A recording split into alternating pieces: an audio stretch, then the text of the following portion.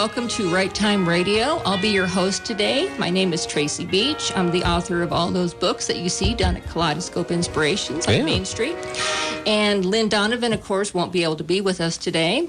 Lynn's actually on her way to Florida. She is going to be wrestling a gator at Gatorland. It's always been on her bucket list, and she said, you know what? They've reopened Florida. I don't have to wear a mask on the gator. I'm totally going to do this. So, Lynn, good luck. And I hope she comes back with all her body parts. Well, will be a good conversation piece if she doesn't. Right? True. Yes, I just hope that she posts the pictures on Facebook. Yeah. Lynn, I'll be looking for it. So you got to make sure you put lots of pictures on there. Absolutely. And who else do we have with us here today? Well, we have Pam. You've just completely ignored her. It's like, She was going to talk. Wow. So today we're going to be having Pam from Kaleidoscope Inspirations here on Main Street, and she's going to be talking about an event the two of us are working on. I am going to be talking about that, but first I want to say that Tracy Beach does not have all the books in Kaleidoscope. We have a lot of different local authors, including Lynn Donovan. So we have far more than just Tracy. So if you don't like Tracy, you can still come on in and find books that you'll like or even love. oh, there you go. But today we are talking about the 100-year anniversary of what was called the 100-year flood that pretty much decimated Pueblo. And Miss Tracy Beach wrote an amazing book about it. And the Elks Club of Pueblo is putting on an event and with a presentation by Tracy and a lot of different activities surrounding that event. So you want to talk more about what you're doing for that event? Yes, well, the event's actually going to be on May 30th, and it's also going to be on June 3rd, which is the actual 100-year anniversary of the flood, which hit Pueblo. There was 3 floods in 3 days. It was just destroyed everything. It's a fascinating story for the people that didn't drown. And so we're going to be doing a big... For those that survived it was... For those that survived, boy, did they have a story to tell at the dinner table. And so we're going to be doing a thing at the Elks Club. Now, the Elks Club in Pueblo was one of the main refugee centers for the flood victims. They actually started to take the flood victims in the night of the 3rd, served soup and sandwiches and had fires going, and they started it right off. And they actually stayed open the entire time. They even set up a tent city later on. The police and the military even set up offices inside of the Elks Club. They took up, and then they also did... Didn't they have a morgue there as well, a temporary morgue? Yes, they had a temporary morgue there. Now, on our... One-stop shopping for your flood. Well, they couldn't put them anywhere. All the mortuaries were downtown and underwater. So what we're going to be doing is on May 30th, we're going to be doing a tour of the Elks Club, and we're going to be doing a presentation. It's actually a lodge, not a club. I was told in very uncertain terms that we must call it a lodge. Yes, it's a lodge. And we're going to be doing the a presentation on my book, taking people for a tour, talking all about the different history. On June 3rd, we're going to be having our big celebration. We're going to be having meals that are going to be similar to what they serve the refugees, soup, sandwiches, things like that. And we're hoping to have some old classic cars parked outside. We're asking people to dress up in 1920s clothing to make everything kind of more, realistic. There's also the granddaughter of the guy who sounded the original alarm at 6 p.m. on June 3rd to warn of the flood. The granddaughter will be at the Elks Club ringing the bell at the Elks Lodge. So it's not the same siren. They can't find that original siren. But they wanted to somehow commemorate that. And so they did get the granddaughter of the guy that sounded the alarm. Yes, the original man was John Nettinger, and he worked at the Waterworks building, which the Waterworks building no longer stands. It's where the convention center is in Pueblo. And he actually pulled the chain, sounded the alarm, and they did not have an alarm back then for flood. It was 1 alarm for fire, and then 2 alarms to show the fire was out. So when somebody would hear the siren, they would call the phone company and ask where the fire was. And then when the flood was coming down, he didn't have an alarm for that, so he pulled it 3 times, which really made people curious. So they called up the phone company, and that's when everybody found out there was a huge flood coming down. And he stayed at the waterworks building until the water got all the way up to his waist and the electric went out. But with his severe arthritis, he was not able to get down, and he was stuck up there all night getting hypothermia, and he wasn't rescued until the next morning. Well, he survived. Yes. He did survive. Yeah. Yes. Which puts him in that category of a guy to tell stories. Exactly. Oh, yeah. See? The people that survived the flood have wonderful stories at dinner time. See? It's a little The morbid, look isn't it? that Tay is giving us right now. Wow. Well, I mean, we make fun of it. It was a bad situation at the There time. were, but- hundreds of people lost Yeah. their lives, probably far more than were reported because, one, there were entire communities where, families that if the entire family perished and floated away, there was nobody left to report the missing. Right. So there were, what the official account was over 600, wasn't it? Right, but they feel that it was way more because, like Pam was saying, if there's no one to report you missing, you don't go on the list. Well, yeah, that makes sense. Yeah.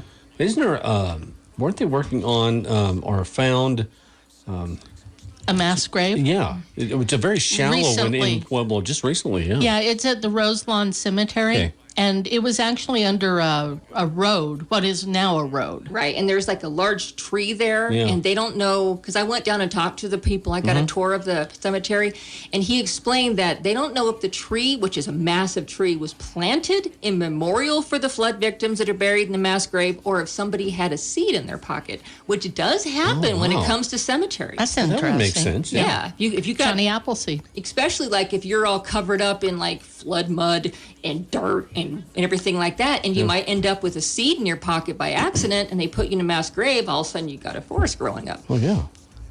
That makes sense. It would make sense, yes. The things you don't think about, I know, weird. right? Yeah. The unknown side of history. And the one thing we are going to be doing on June 30th is I have a really, June really... 3rd. June 3rd. What did I say? You want June 30th. Oh, sorry. Here, you want the sheet? May 30th, June 3rd. Sorry, May 30th is the first one. June 3rd is the main one. And I have a really good friend of mine who's an amazing psychic medium, and she's going to be coming down and taking everyone for a walk through the Elks Lodge. Ooh. And she's going to see if there's any spookies hanging out, because There's lots of stories in that Yes. lodge. I've been there a few times when eerie things happened. well, explain. I was in there one night and I was alone because I used to bartend there just for fun because I enjoy that every once in a while. And I was alone in the building, and all of a sudden I could hear traffic sounds. And it was like, wait a minute, where'd that come from? Every window on the, I guess it'd be the north-hand side of the building, popped open all at the same time. And it got really cold in the building. And suddenly it's like, okay, it's time for me to go. So I closed all the windows. I said goodbye to the ghost, and I headed out. Another time I was there with a friend, and we kept hearing this odd knocking that we'd never heard before. And I said, maybe it's the heating system. And she's like, I've never heard that before. And she finally yelled, knock it off. We'll get out of here in a minute, and you can have the place to yourself. And the knock never happened again. There's also stories of, in the basement, there's mirrors and handprints appear on the mirrors. No matter how often they clean them, the handprints are gone. They'll go back down in the basement, and the handprint is back. Now, are That's these cool. adult handprints or children's handprints? They're adult handprints. So, Yeah, well, the one thing with all the research and stuff, it's felt that main room down there where they do all their like dinners and things like that is the room that the refugees did stay in during the flood, considering the military and the police had the second and third floor. right. Now, So- wasn't the morgue probably housed on the main level, coming off the alleyway there? Yes, we had done a tour with the Grand Poobah of the Elks Lodge. I don't think that's the right term, but we'll go with it. And we were walking around the building trying to figure out, okay, where would they have put all these bodies, because they were bringing in so many bodies. And so we got looking, we realized that there was a side door off from the street that led into, is that the card room or a pool room? It's now the poker room. Room. And we figured that would be the best place to put them because it did have tile floors, and also it wouldn't be seen from the refugees, and it wouldn't be in the way, and it wouldn't be freaking out anybody. Right. It's pretty isolated from the rest of the building unless you actively go there. Right. But it's an easy in, easy out from the street level. Right. And so when we go and do our June 3rd activities, and my psychic friend goes and checks the building, it'll be interesting to see if she can pinpoint which room it was. Right. Well, and we had that conversation that nobody's ever really felt anything in that room. Right. And I'm thinking that since that was the morgue, people were coming in, they were already passed. Exactly. Where typically energies from things like that happen as people are under severe stress and in the process. So more likely the energies will be in the basement where there were people actively passing and triage going on. At least that's my opinion. And also she might even be able to pick up some ghostly imprints from that time period of maybe, children running around playing, or the people trying to help the wounded, or trying to, just do different things. So it'll be interesting to see the stuff she picks up. Yeah, and that lodge was actually a hotel before it became the Elks Lodge. So it's been there for, since early 1800 or late 1800s. Oh, that would have been an interesting hotel. It's a beautiful building. It is. Got to take a break. Take a break. I don't mean to interrupt. A break? We're going to take a break. Oh, Jay, you're still here? Physically. Mentally, I may be gone, but physically. All right, we'll take a break. We'll be right back.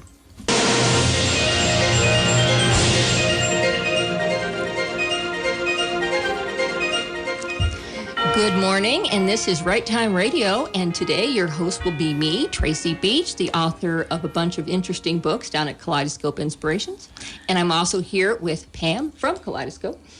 Hi, how are you doing this morning? Fine. Actually, we already went through that. I was here before. Yeah, I need more coffee. We're standing in for Lynn Donovan, because Lynn's actually on her way to Phoenix, Arizona right now, because she's going to be participating in the annual ostrich riding competitions. She's actually a jockey on an ostrich. I love that. I want to do that. I've seen the YouTube videos. Oh my God, it looks so fun. Lynn, post pictures. I want to see this. Yeah, it's done like every year, and it's great. And just go on her Facebook page when we're done this and everything. In a couple of days, she'll be posting some photos. It just looks like a lot of fun. Lynn, have fun. And be careful. I hear those ostriches can be a little bit mean. Yeah. Well, after she's on their back, as long as she gets on the back without being pecked, I think she'll. They have long, skinny necks. They can reach around. You're right. They'll do a reach around and get her. So we're actually here to talk about the celebration at the Elks Lodge in Pueblo. Is it a celebration?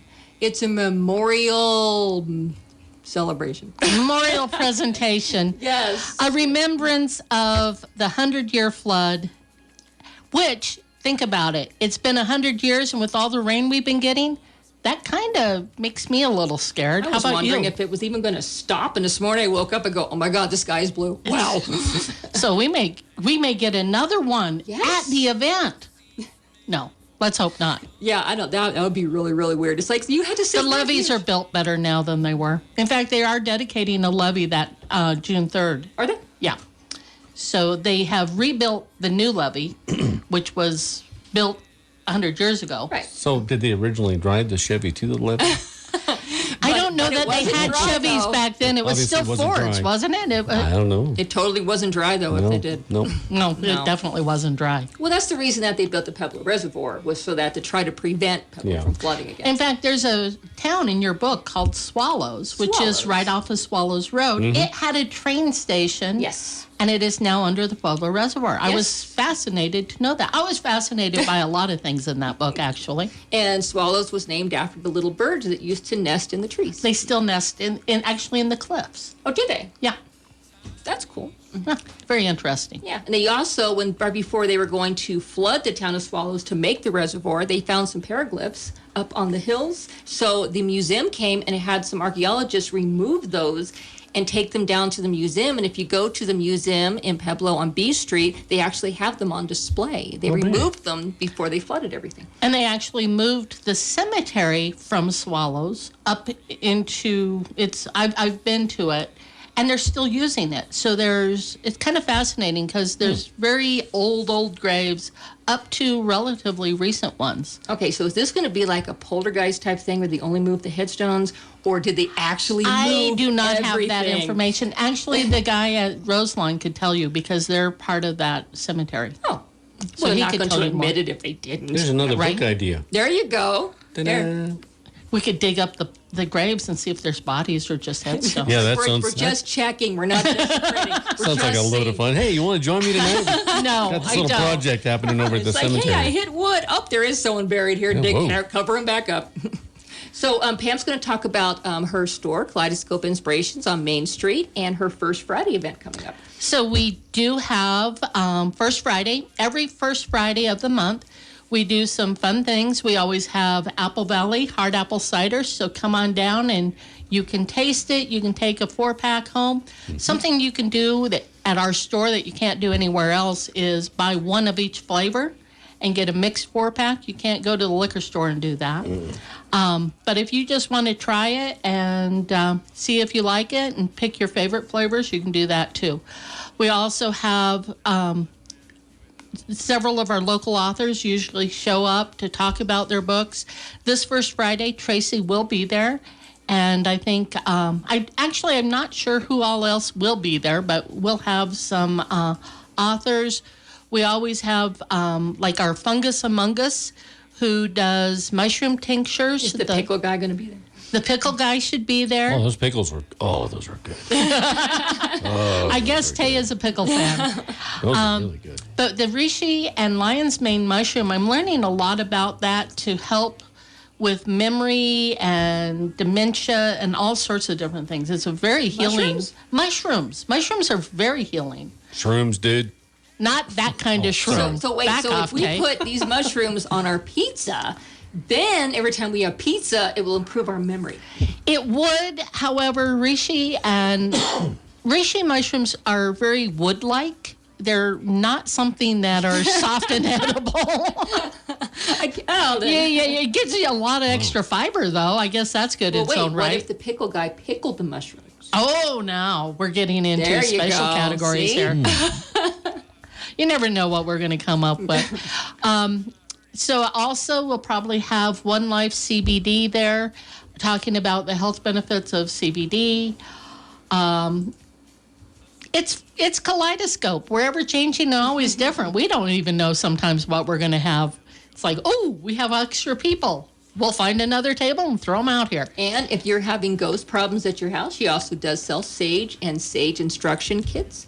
Yes, we do. We have a wide variety of sage and smudging instructions, a whole little booklet on the history of smudging and the different herbs that bring in different energies to replace what might be there. Isn't there also the candles? We have a full line of chime candles that, based on the color of the candles, they have different properties.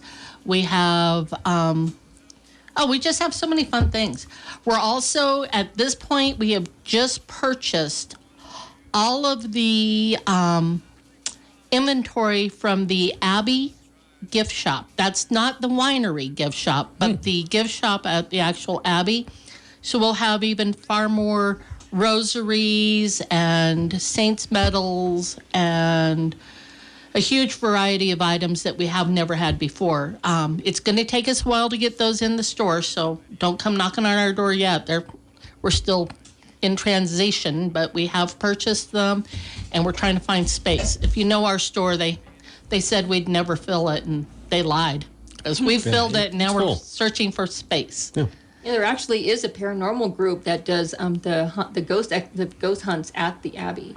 And, right, there is. Yes, and the Abbey is haunted. I've worked a haunted house there for years in the main building, but it's not like a bad haunted. It's just if you don't mind seeing the shadow of a priest walk down a hallway, or someone talk and stuff, little hand peering over like a table or something every so often, then you're fine. But it's not like a not saying a menacing spirit. There's- It's just kind of like a relaxing spirit. There's stories about What? Is it I break was just time? telling we need to take a break here. Okay. And then we can come back. So Okay. we'll Okay. leave everybody on that high note. Yes. We'll come back and fill them in when we get back. Okay. Good morning, and this is Right Time Radio. I'm your co-host today, Tracy Beach. And with me, I have Pam from Kaleidoscope. Well, technically, wouldn't you be the host? She'd be the co-host? Yes. Okay. or can't we be co-hosts together? Co-hostesses? Like co-host one, co-host two. Okay. Yes. Hey, however you guys want to run it.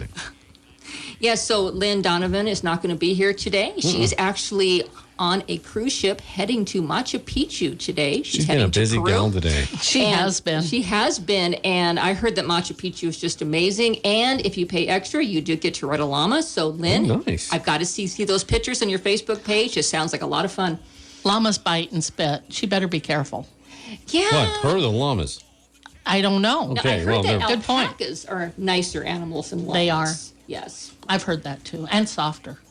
We have alpaca products in the store at You have those Kaleidoscope and teddy Spring. bears. Those are so soft. We call them emotional support animals that you don't have to feed. Oh, they're so soft.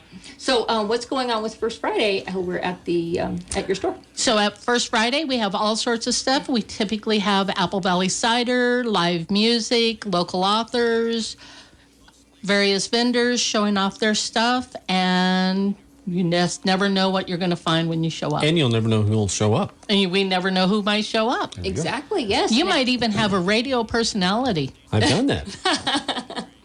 Now, I don't know who it'll be, but hey. Before we went on the break, we were talking about the huntings at our own Canyon City Abbey. So there was a hunting story that Pam was going to share. So within the Abbey, you can always tell where the phone calls are coming from. So if they're from outside the Abbey or inside, they'll often get a phone call coming from the basement.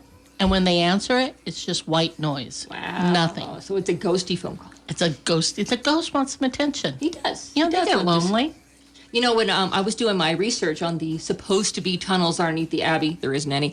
I was talking with the lady that was running it at the time, and she was telling me that they would go into the basement, like to go and like organize things, and then they'd be like talking and goofing around, and then they would hear this, and then the lady would go, I'm sorry, Father," and then she goes, "We have to go." And so if they were there for Oh. too long, and then if they were being noisy, they would hear shh. And then the woman I spoke to when she first started, she knew that there was different priests and nuns and monks that would visit from different churches. So she was used to seeing that. And at her office, every day at the exact same time, she was left her door open. A priest who looked completely full-bodied would walk up to her door with his hands behind his back, full regalia, and he would look into her room. She would look at him and go, "Hello, Father." He'd nod at her and walk on by. So she didn't think anything of it until she noticed all week it was happening, and she started keeping track of the time. So she asked the other ladies, and she goes, "Oh yeah," she goes, "You don't think that's a live man, do you?" But she said he looked completely solid. Wow. And it acknowledged her when she would say, "Hello, Father," and everything. That would be a little weird. Right? Yeah, wouldn't it? Now, Cool, when I worked but up weird. at the Well, haunted if you house, don't they- know that it's a ghost, then Yeah. How would you? it's- Yeah. yeah. and it's not an evil spirit, Right. You know. But when I used to work up at the haunted house up on the third floor, I was taking the people up there for the dark maze, and you would like look down the hallways, and it was only lit up by the window at the very, very end, so the moonlight was shining in, so there was just enough light, and you could actually see shadow figures walking around. Oh, cool. fascinating. Very, very cool. So I highly recommend the haunted house at the Abbey. She wrote the wrong thing down. I was just writing what Lynn said. Hey, real quick, I want to Because you get mention. about 5 seconds. I want to mention that starting in June, every Thursday, 4 to 7, is the farmers market. Here we go.